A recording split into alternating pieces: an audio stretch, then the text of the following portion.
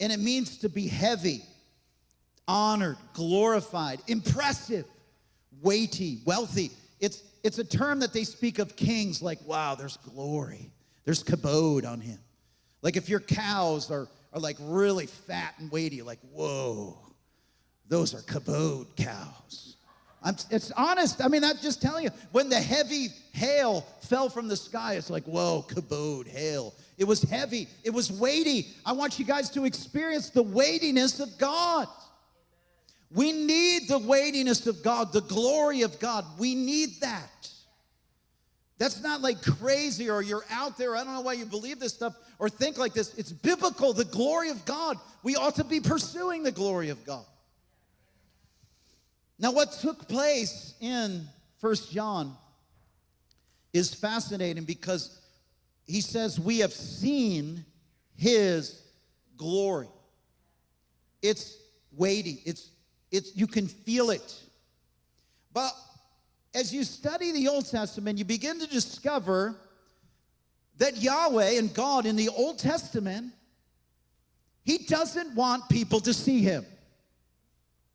Come on, how many have read that in the Old Testament?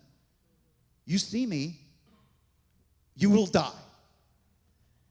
Like God says, listen to me. Like you can listen to him on a podcast, but don't dare see him. Don't watch him on TV. Well, I don't know. And so there's this caution that is happening in the Old Testament. Remember Moses? Moses asked the Lord, he asked Yahweh, show me your glory. Come on, how many? Let's say that together. Show me your glory.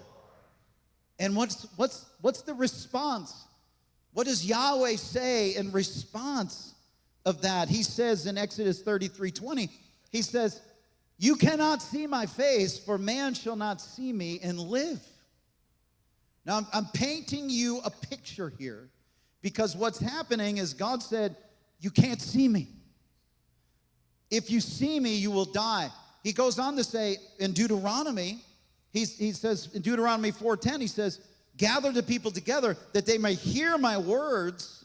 But when it comes to Exodus 33:20, he says, you can't see my face. If you see me, you will live.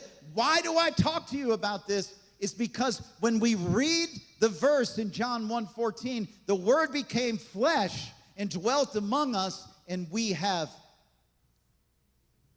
seen his glory.